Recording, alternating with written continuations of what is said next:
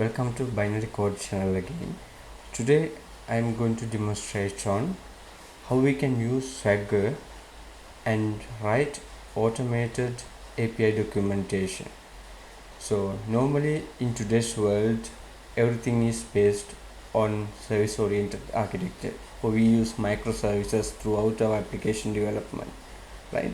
So definitely it's a must that we document the APIs in a proper manner so that the other service writers or the consumers are capable of understanding what exactly the service does, right? So anybody who is trying to use the service need to understand what the service is, what parameters is it accepting, and what is the return from that particular service. So as developers, I think most of the developers are very reluctant in writing documentation apart from the coding that they do.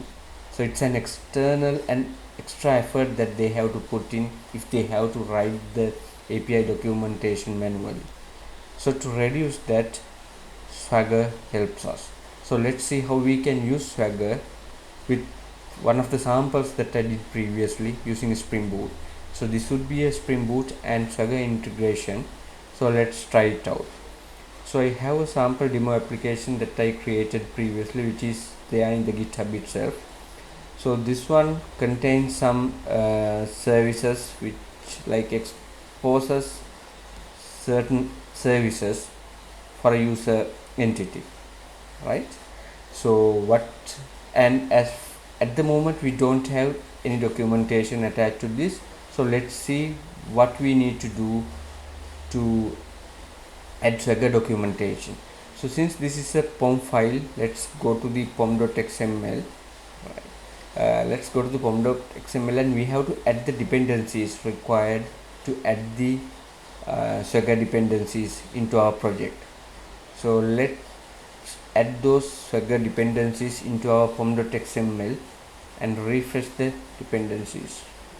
So inside the main dependencies tree we can paste the exact dependencies that we need. So in this case I am using SpringFox Swagger 2 because my project is a Spring Boot based one, and then SpringFox Swagger UI. So those are the two dependencies that we are going to need to expose these APIs in the Swagger documentation, right? Just give a maven refresh to load all the dependencies. That's it. Now there are a couple of modifications that we have to do to our application, which is this demo application, the main class, right? So we have to add couple of methods here to specify like where to create and which package to use when we are creating this documentation, and also we can provide some extra information like who we are and what our website is, and a little bit of like metadata about ourselves when exposing the APIs. So to save some time, I have already copied out the two methods. So I'll copy them into my class and then walk you through line by line, right? So I think we have to do few imports here.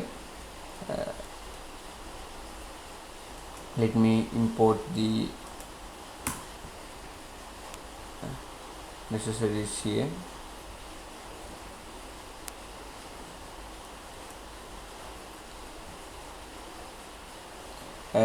We need a Docker class which is a part of SpringFox documentation, so we have to get those things imported here.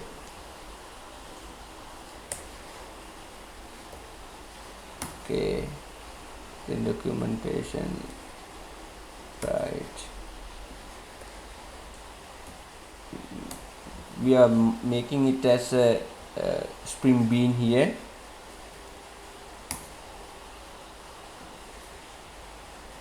Okay, right, what else? Okay, so here we are. I'll go through each one separately, right? Let's see what tells you, yeah, it should be SpringFox documentation service. And then we have this new contact.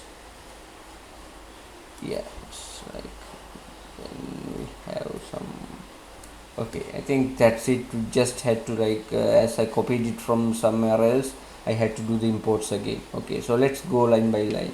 So here actually we have to add a different bean where we specify the configurations related to Swagger. Here we can here we are returning a Docker type object from this particular bean, and we are specifying the type of this is Swagger 2, right? And then the parameters that we can pass, here we can pass the paths. The path selector is here, we have given it to be any path. So there are a few options that we can use here. Yeah, it has, we can even pass a particular URL pattern, or we could like pass any, which would document all the endpoints in all the paths within our repository.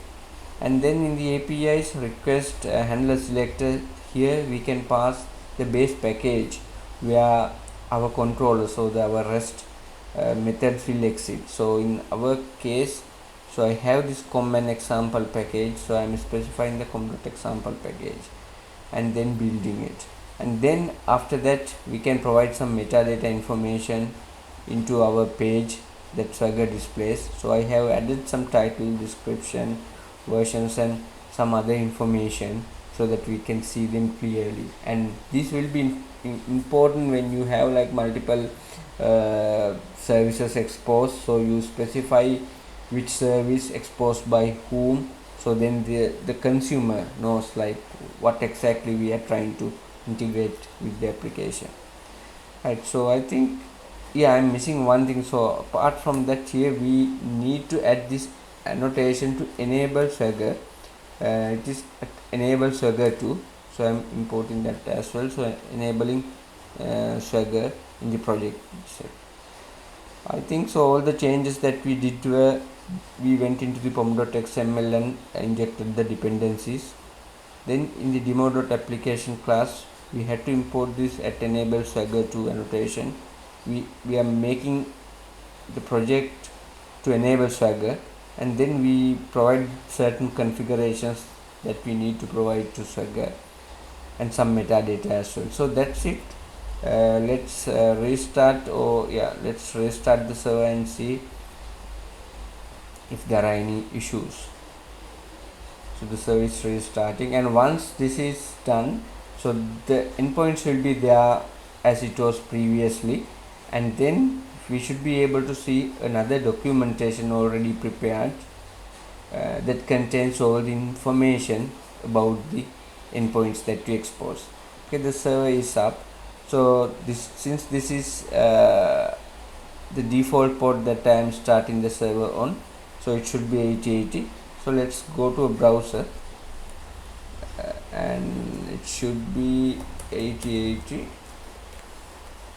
and then Swagger, yeah, it should be Swagger, this URL. Let's see. Okay, it works.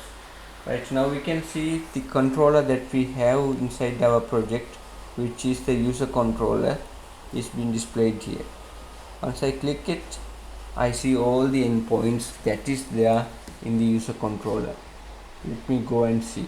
Here we have the get mapping, we have another get mapping, and then the post mapping, put mapping, and the delete mapping.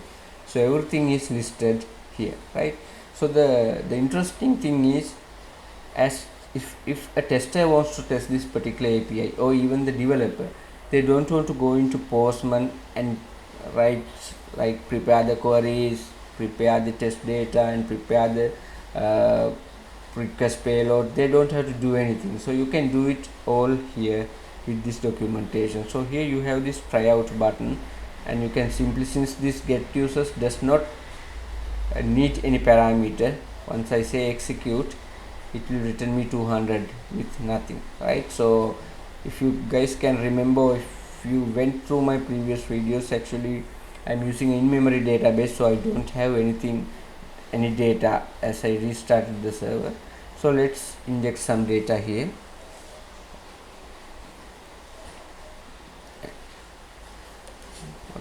I'm trying to add the user. That was added. I get the 200 response, right? So now let's again go back to this get request and execute and see. Yeah, it works. It's 200 and this is the exact data that we just inserted, right? So in the same way you can do lots of stuff. You can do get by id, put, you can do everything using this Swagger documentation. It's easy for you to test them, as well as it saves lots of your developer time. As well as if you think about the testers, they don't have to go and create endpoints in the Postman, so it's very easy for them to use the Swagger documentation itself to test the API. So let me do one thing. Let's add a new controller, say dummy controller, right? And just see, let's add another service here and let's see what happens. Let's say dummy for this one. Let's add a simple method to a get mapping. Let me take it here. Get mapping. Now we have the list which is Java util list. Let's import that one, and then the array list again. Okay, done. So this will return some dummy data. Let's restart the service and let's see if this dummy control is also getting displayed in this documentation. Okay, the service up. Let's go and check it out. Okay, here we have the user controller and we have the dummy controller, which is the one that we just added, right? So here again it's not accepting. We can try it out and we can execute it and see. Yeah, it's returning dum1 and dum2 values, which is exactly that we are returning from here. So this is how we can use Swagger to document our API. So whatever the new endpoint that you add there, you can get it documented. And there are options in the configurations where you can specify specific endpoints that need to be documented in the paths parameter, and then again in the APIs here you can select only packages that you want to document. So there are options that you can enable and disable these things. So I leave it up to you to go through the Swagger documentation, read it and apply it to your projects. And it's that easy to integrate Swagger into a Spring Boot project. So I think that's pretty much it that I have to cover. So don't waste time writing manual API documentation anymore. Start using Swagger to as soon as possible. So if you like my video, please subscribe, and if you have any comments, please comment below as well. And hope to see you with another video. Thanks. Bye bye.